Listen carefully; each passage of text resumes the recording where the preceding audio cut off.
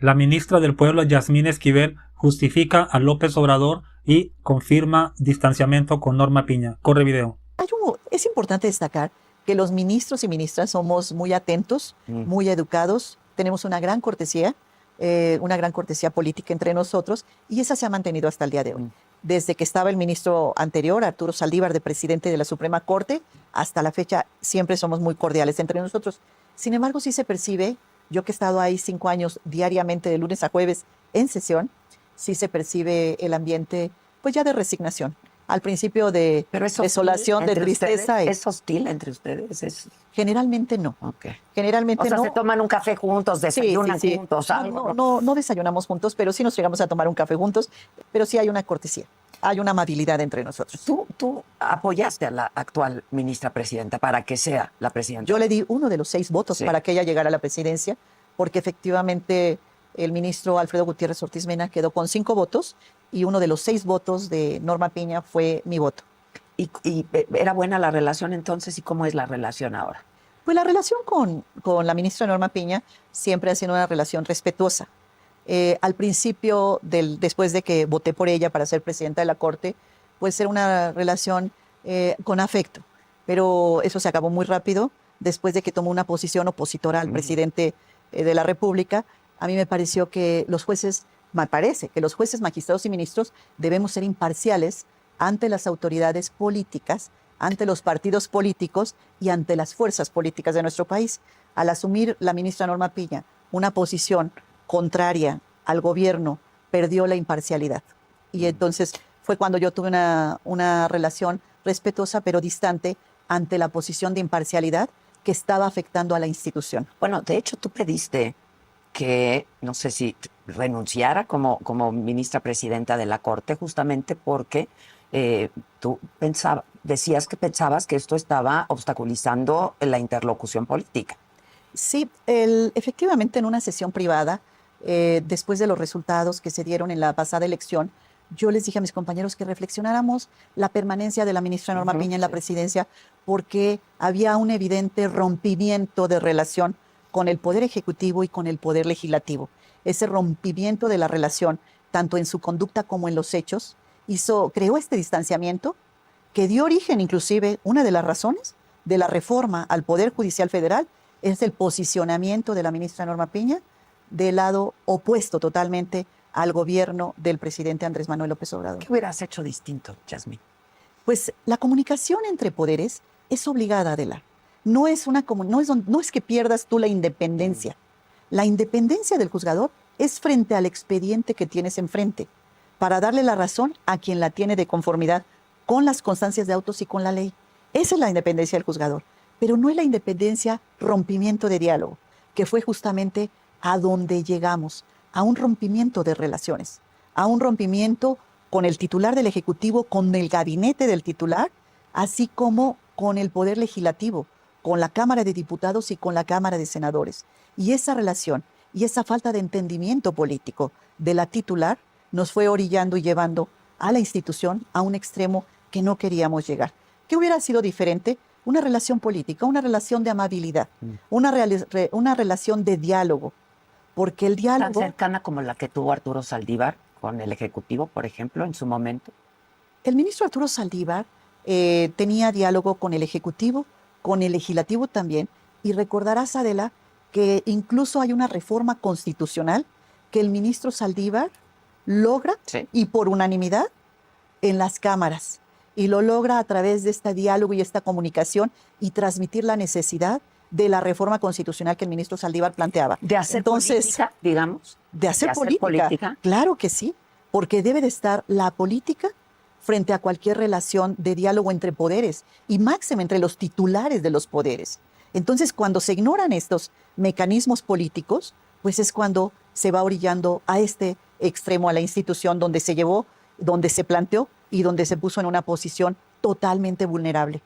Al ganar el partido político que gana las elecciones, que gana la mayoría calificada, que los órganos jurisdiccionales reconocen esta mayoría calificada, pues nos ponen en una posición verdaderamente de presión frente a la reforma política que desde marzo del año pasado, de 2023, el presidente López Obrador estuvo hablando de ella. Empezó a hablar de ella desde marzo de 2023. Desde aquel día, primeramente en el Teatro Querétaro, Sí, donde sí, no sí, se sí. tuvo la cortesía política de ponerse de pie.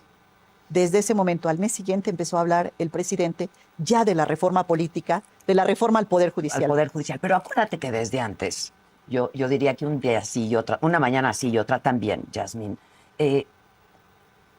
a los jueces, ¿no? A los integrantes del Poder Judicial se les decía corruptos, se hablaba de nepotismo, neoliberales, que están al servicio de los intereses creados, conservadores, en fin. Eso era un día sí y el otro también, prácticamente, Yasmín.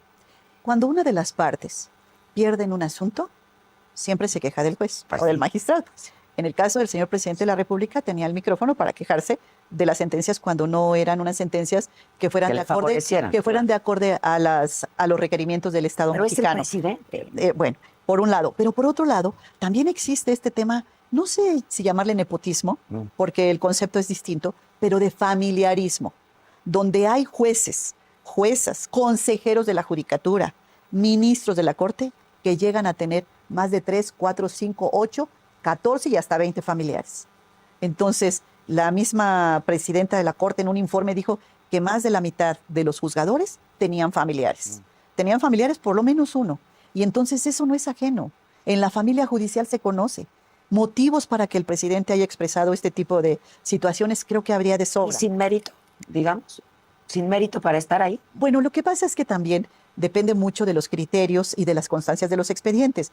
Cuando habla uno con el juez penal, dice, es que no había constancias suficientes para mantener retenido a la persona.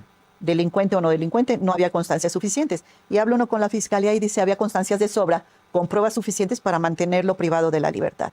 Entonces, este tipo de criterios o de documentación habría que analizar cada uno de los expedientes para poder decir si tenía o no tenía razón. Pero aquí el alejamiento institucional recrudeció el problema. El problema de por sí que ya teníamos se recrudece en el momento en que viene este distanciamiento institucional que generó el problema, parte del problema que hoy tenemos y que no podemos ignorarlo. Sí, es muy importante que nunca cayó, es toda una dama, esta mujer sí me representa, yo sí quiero que continúe como ministra, porque todas sus fallos han sido congruentes, es una persona imparcial. Aquí está Norma Piña, que reconoce que sí fue algo muy fuerte, que sí fue un mazazo para la política mexicana que ella no se haya parado, porque es el presidente de todos los mexicanos.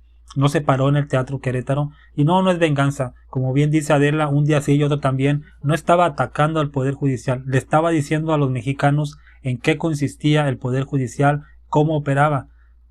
Nadie sabe cómo se llamaban los ministros hace 15 años, hace 30 años, hace 45 años. No eran protagonistas, estaban en las sombras para solamente no entrometerse en los asuntos políticos. ¿Y a qué voy con esto? Que desmantelaron el país, regalaron todas las empresas del Estado a unos cuantos privados y crearon más pobres.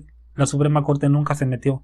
Ahora todo el mundo conoce a todos los miembros de la Corte Suprema y yo agradezco al movimiento 4T, a López Obrador, el padre de la 4T, porque está politizando el país, no polarizando. Polarizado siempre ha estado y justifica Yasmín Esquivel. ¿Cómo cierra ella diciendo esto? Es que cómo es posible que los jueces eran muy rígidos para lo que les convenía. Claro, decían, yo liberé a este delincuente porque no había objeto para que suficiente para retenerlo, y de la fiscalía decía, yo tenía esta prueba A, B, C, D, o sea, si por la A o la B lo liberabas, al menos por la C, D, E, F se podía quedar. No, lo liberaban, ¿sí? Liberan cuentas de la esposa de García Luna injustificadamente porque se apegaban a la ley. Entonces esa ley a mí no me funciona, ¿sí? Entonces yo quiero que la ley sea pareja para todos, ¿sí? Que no se tarden 4, 5, 10 años para favorecer a Salinas Pliego, pero cuando la gobernadora de Chihuahua pone una controversia, un amparo para que los libros de texto de Obrador no se circulen en Chihuahua, le resuelven en días. A cabeza de vaca lo protegen 15 meses, en un cajoncito, no resuelven que si tiene o no fuero. Entonces yo no quiero eso, yo quiero que haya nuevas reglas. Tengo derecho, artículo 39, el pueblo de México tiene en todo momento el derecho a cambiar su forma de gobierno. No le tengo que pedir permiso a los derechos humanos que está defendiendo González Carrancá, que por cierto nunca en la historia, en 200 años, una Suprema Corte de Justicia ha modificado un texto constitucional. Dime qué opinas tú. Hasta luego.